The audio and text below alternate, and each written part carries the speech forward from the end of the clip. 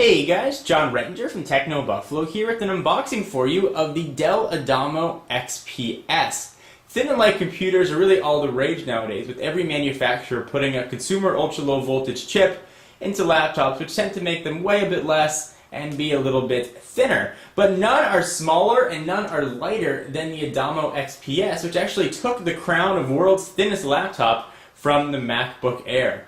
This is going to run you just shy of $2,000, and that's going to get you a 1.4 GHz Intel Core 2 Duo ultra-low voltage chip, Windows 7 Home Premium 64-bit, 4 gigs of dual-channel DDR3 RAM, 128 gig solid-state drive, and all that in a package that weighs just about 3.2 pounds. So, very impressive proposition. Let's go ahead and start the unboxing. I'm very curious to see what this thing is going to do.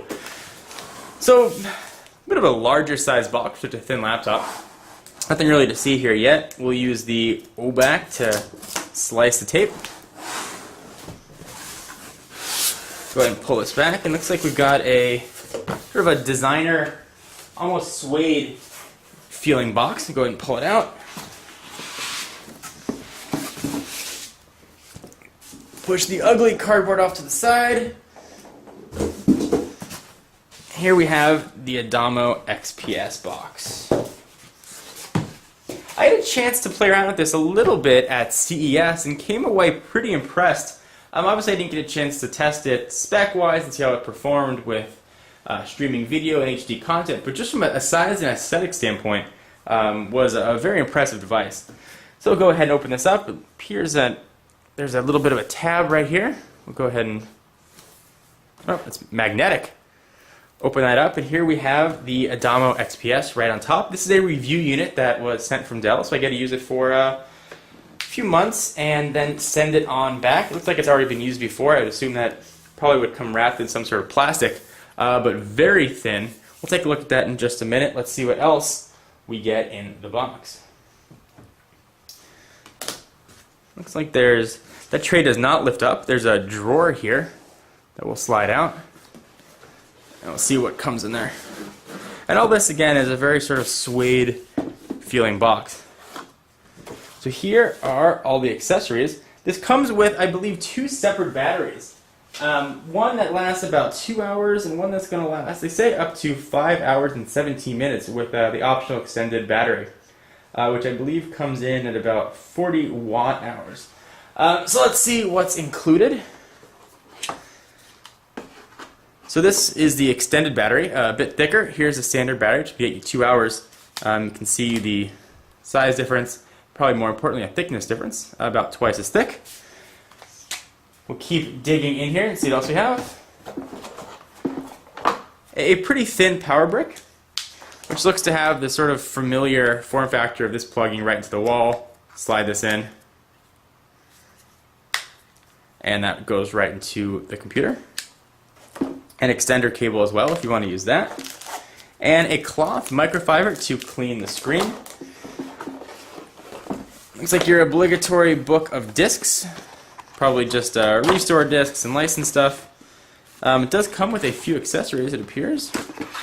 Looks like we've got a display port to DVI and the USB to Ethernet port.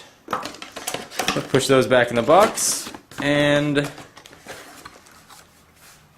got your restall discs and a little book about the XPS. But enough of the accessories. Let's take a look at the laptop itself, since that's what I'm looking most forward to and what I assume you guys are here to see. So I'll push all the boxing off to the side, and let's take a look at the Adamo XPS. So this has sort of a few very interesting things to it. The first thing that it has is a capacitive latch right here, which won't work because I don't have the battery plugged in, but I'll show you how that looks and functions in just a minute. Also has a sort of a unique design. Let's go ahead and put the battery in and see if we can open this thing up to see what it looks like.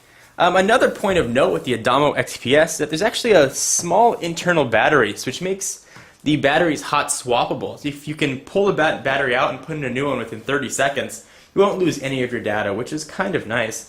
Let's go ahead and put in the thinner battery for starters. Hopefully it has enough charge in it to power up the lock. Looks like that just slides on in, nice and easy. Okay, so let's do a quick tour of the device. On the left-hand side, you've got your display port with one of the two USBs. Looks like a bit of a fan. Nothing in the front except for that capacitive latch. I'll show you in just a moment.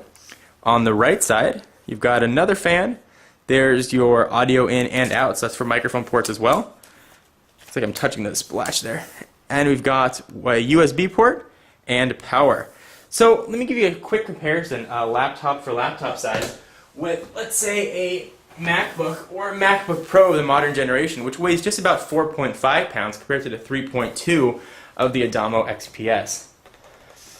So this is a 13-inch model. This is a 13-inch Adamo XPS as well. You can see it's a little bit longer, and you'll see why in just a minute. And from a thinness standpoint, you can really see the difference. Well, they almost look like distant cousins here, aluminum on aluminum.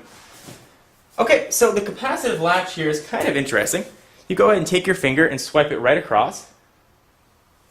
And a little blue light shows up at the bottom. I'm not sure if you saw that. It lets you open up the latch. Looks like this is a new review unit, actually.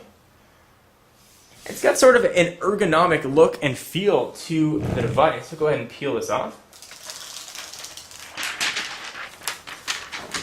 Push that off. So it actually puts it up at an angle, if you can see, which is kind of interesting. It makes typing, I assume it'll be a little bit more ergonomic, but I want to use it to really get a chance to be a judge.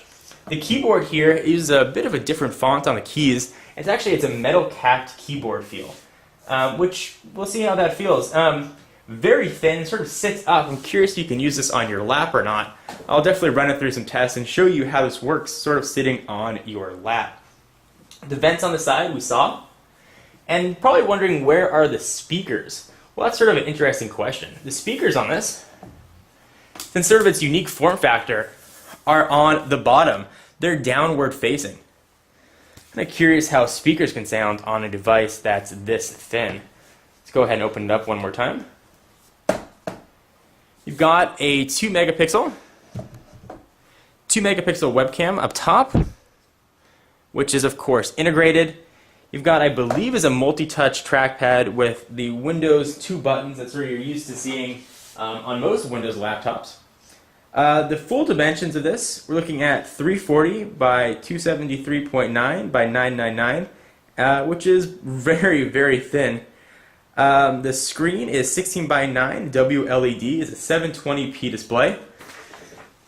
So again, I'm very curious to see how this thing looks and how it works. I'm going to run it through a full gamut of tests, and I'll show you everything, including how it handles HD playback, video streaming, keyboard, whether you use it on your lap, and how it stands up as sort of a daily driver. The XPS line is sort of Dell's top of the line for all their models. This is the top of the line Adamo. One thing let's check before we stop this unboxing is a keyboard flex. You'd think that with just two hinges right here and all that space on the bottom, the keyboard is going to flex when we type. Let's turn it off to the side so you can see, and let's see if it actually does do that. So I'm pushing in here. Doesn't appear to be moving at all. Not much at all either when typing. Actually has a pretty solid feel to it. The keyboard looks like it might take a bit of getting used to. The reason the laptop itself is a little bit longer is because the screen is actually sunk in. The keyboard goes right into the screen. And that accounts for that additional real estate on the sides and down below. So guys, this is an unboxing of the Dell Adamo XPS. Definitely stay tuned to the channel and Techno Buffalo for a ton of XPS news and coverage coming up. Like I said, I'll be running this through a whole bunch of tests. Anyway, for exclusive content, be sure to check me out at Twitter, twitter.com/John4Lakers. And for all your tech needs, definitely check out Techno Buffalo, where you can create and monetize your own tech sublog. I'm John Rettinger, and I'll see you in the next video. Bye-bye.